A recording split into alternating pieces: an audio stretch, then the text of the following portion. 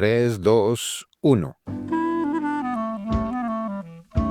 Sean bienvenidos a este sitio en el que la pregunta les abre la puerta. La Puerta de la Calle, podcast de Luis Alirio Calle en Spotify y en YouTube.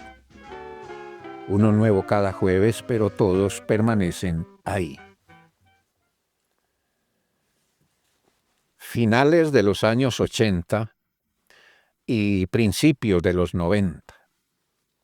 Hace, digamos, 35 años.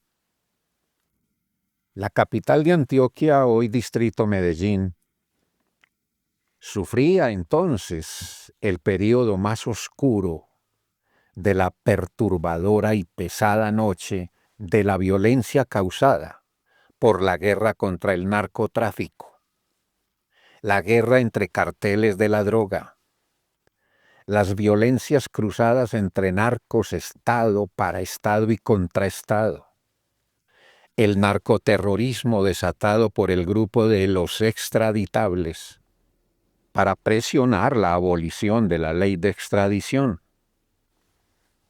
El miedo era más numeroso que los habitantes de Medellín y el resto de municipios del Valle de la Aburrá. Yo era el director del primer noticiero de televisión regional que hubo en Colombia.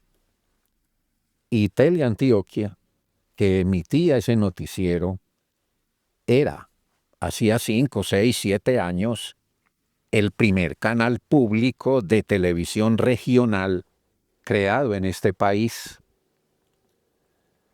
El noticiero se llamaba Informativo de Antioquia, producido por la Cooperativa de Periodistas de Colombia, Coopercol, entidad que cerró sus puertas recién había comenzado el nuevo siglo. La hora de emisión del informativo era la de las 9 de la noche, de lunes a viernes, por el entonces llamado Canal 5. Las imágenes llegaban a las casas mediante el sistema de televisión analógica o análoga, es decir, de montaña en montaña, torre por torre, de antena en antena. Poco tiempo después la novedad fue la televisión por cable. A quienes hacíamos aquel noticiero nos tocó aprender a ser reporteros de la perplejidad y la turbulencia. Y cualquier palabra, cualquier frase podía ser de la cueva el piso falso que daba al precipicio. Teníamos no solo que pensar, sino meditar, cavilar las palabras minuciosamente, cada frase, parte por parte de los textos de las noticias.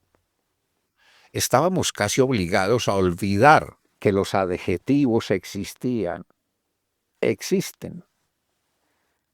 Entenderán ustedes que las noticias calientes, las de página roja, como entonces se decía, eran todas aquellas relacionadas con la seguridad y el orden público, que en esos años ocupaban más del 80%, si no es más, de la escasa media hora que duraba el noticiero.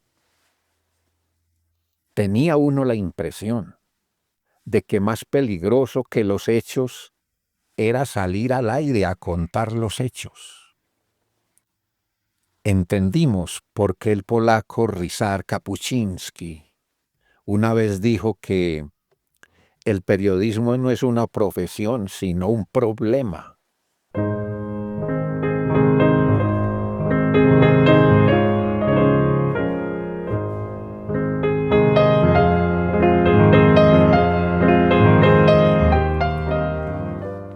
Como cualquier informativo, aquel noticiero tenía sus titulares, el desarrollo de esos titulares, sus secciones fijas, deportiva, económica, cultural y otras.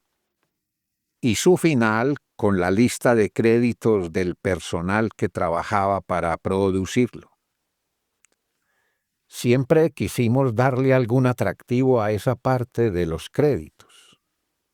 Así que les poníamos imágenes alusivas a las noticias del día, una canción, y la terminábamos con alguna frase célebre que hiciera pensar, que hiciera sentir, caer en la cuenta de algo.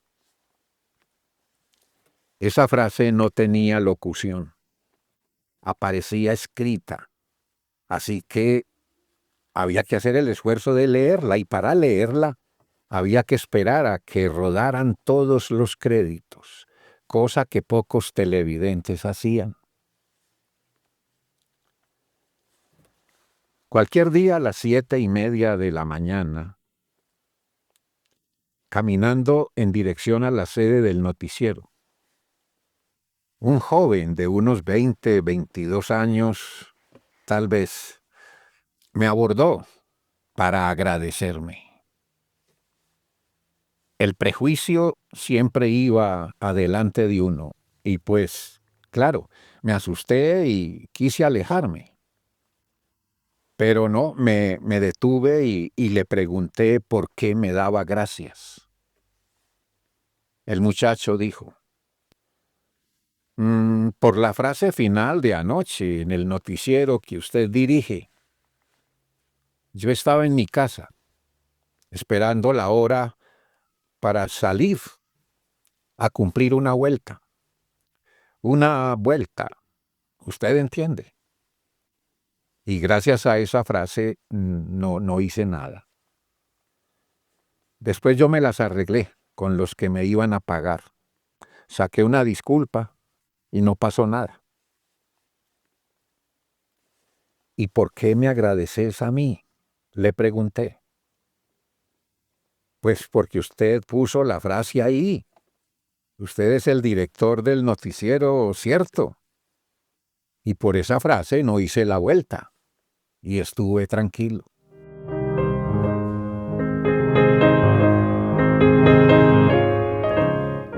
Durante muchos días pensé en eso. Casi me costaba creer que sucedió, que ese joven dejó de cometer un crimen porque una frase puesta en lo último del noticiero, para la que había que tener la voluntad de leer, lo hizo desistir. A veces, como hoy, recuerdo a aquel muchacho, su aspecto de parcero de barrio caliente, mi recelo cuando se acercó, lo que me dijo, y pienso en dos cosas. Una, que el prejuicio y el miedo suelen ser más graves que la situación, persona o cosa que los produce, y que uno nunca sabe qué efectos pueden tener las palabras que dice, que escribe, que cita de otros.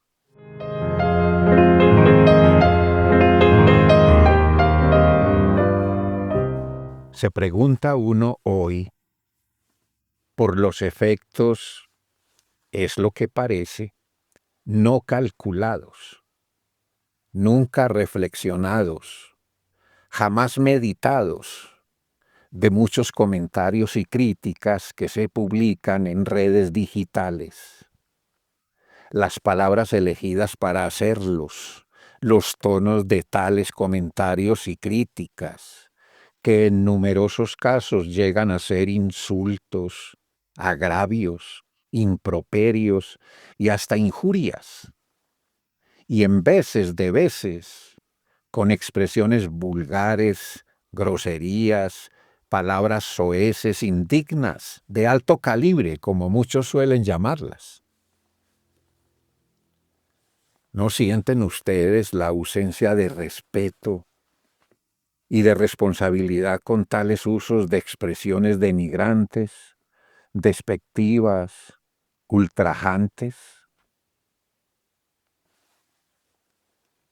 ¿Es eso libre expresión? La libertad demanda responsabilidad, respeto, dignidad. Si una frase es capaz de disuadir a un sicario de cometer un homicidio por el que le van a pagar, ¿qué frases son capaces de destruir no solo a personas, sino a grupos, comunidades, un barrio entero, una ciudad? Y si lo primero lo puede lograr una frase escrita, es decir, que hay que leerla, ¿qué piensan ustedes de las frases habladas, dichas con énfasis, timbres, tonos, matices, intervenidos por la intención de quien las dice? El maestro español Alejandro Casona advertía que hablar poco pero mal ya es mucho hablar. Y se cita del griego Aristóteles que el sabio no dice todo lo que piensa, pero siempre piensa todo lo que dice. Es común oír a personas pedir perdón o disculpas porque afirman, hablé sin pensar. ¿No les parece a ustedes que tal disculpa es en sí un disparate sumado al de haber hablado sin pensar? Vos decís lo que pensás, pero sobre todo, pensás lo que decís. Si pensás lo que decís, te das cuenta de que en muchas ocasiones te abstenés de decir lo que pensás y de que te abstenés porque sentís que no conviene o porque ves que simplemente, por respeto, prudencia, ética, debes hacerlo.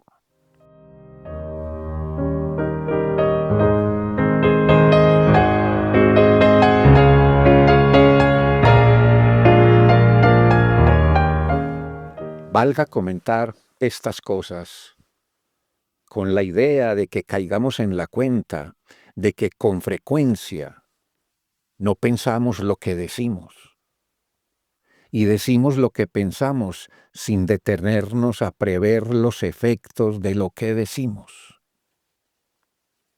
Sin duda vamos a argumentar, tal vez justificar, que es muy difícil cuando es la emoción, arrastrada por las pasiones, la que habla. Y bien sabemos que las pasiones son a lo humano como lo es la sal al agua del mar. Claro, pero asimismo sabemos que también en lo humano habita la razón y también puede habitar el amor, aquel amor que, al margen de la emoción, el apego y la posesión, es capaz de sentir a los otros como cuando nos sentimos a nosotros mismos. O digámoslo de otro modo, como tal vez lo diría Jorge Luis Borges, como los siente la divinidad. El lenguaje es la casa del ser, dijo el filósofo alemán Martin Heidegger, lo que hace pensar en que más que nosotros decir el lenguaje nos dice a nosotros. ¿No les parece a ustedes que cuando insultamos a alguien, el insulto no define al insultado sino al insultante? ¿No creen que en la mayoría de casos de agresión verbal no es el agredido el que queda mal sino el agresor, aunque la cultura nos empuje a ver lo contrario? Del mismo modo, cuando las palabras de lo que decimos son edificantes, no damos luz a otros sin antes dárnosla a nosotros mismos. Ja. Recuerdo términos usados por las abuelas para referirse a quienes hablaban sin pensar y con palabras poco decentes. Habladores malas lenguas, boquisucio, bocón, lenguilarco.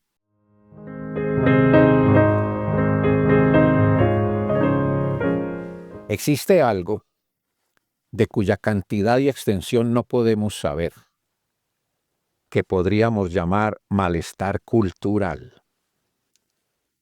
Creo que es todo aquello que nos sobrecarga de prejuicios, que a su vez nos cargan con la sensación de inseguridad, inestabilidad, peligro, amenaza, desamor, recelo, celos, envidia, soledad, desconfianza. Tal vez un buen porcentaje de esa sensación, sin duda imposible de medir, está en los modos como decimos lo que decimos, preguntamos lo que preguntamos, respondemos lo que respondemos, pedimos lo que pedimos, reclamamos lo que reclamamos, pagamos lo que pagamos, contamos lo que contamos. A ese malestar cultural, que se suma al vacío existencial del que se queja históricamente el ser humano, pudo haberse referido el campesino antioqueño Salvo Ruiz cuando dijo esta trova: tengo para mis adentros un qué sé yo que no sé, algo que explicar no puedo, el sentido y el porqué. Por supuesto, soy consciente de que con decir lo que aquí digo, no voy a cambiar nada. Sé que es como el efecto de una gota de rocío en el desierto. Pero creo que las palabras, como el polen de las flores, a algún pistilo han de llegar. En otra dimensión puede ocurrir que un sicario desista de cometer un crimen porque leyó una frase en la que vio una luz, aunque no haya sido enviada específicamente para él.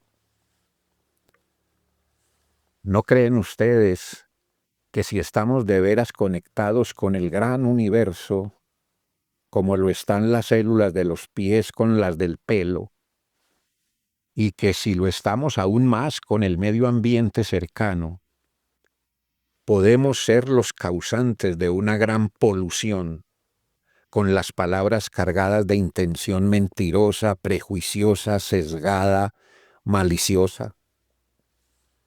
¿Y no piensan en los presumibles efectos de esa polución? ¿No vienen a las mentes asustadas los medios que más volumen de palabras emiten?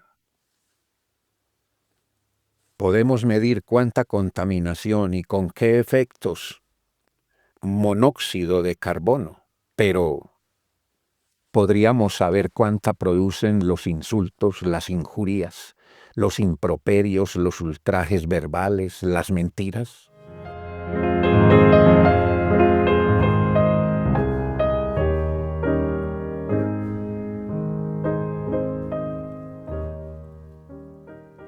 Aquel muchacho que se abstuvo de cometer un homicidio por virtud de una frase que leyó en el noticiero, no dijo la frase: los menesteres del trabajo me distrajeron y olvidé el asunto.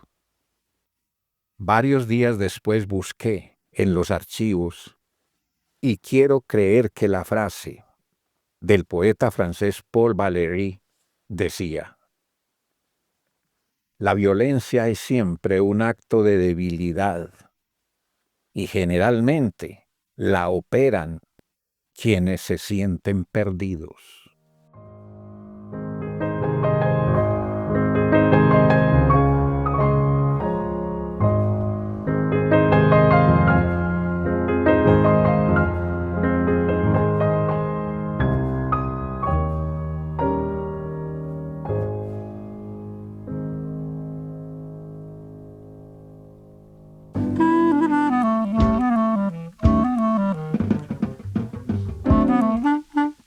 Soy Luis Alirio Calle, periodista y escritor, y esto es La Puerta de la Calle, en Spotify y en YouTube. edición de Sara Isabel Calle. Marcar me gusta y compartir, suscribirse y comentar abren más puertas. Una última para seguir después. ¿De verdad vos perdonás cuando le afirmás a Dios en el Padre Nuestro que lo hacés?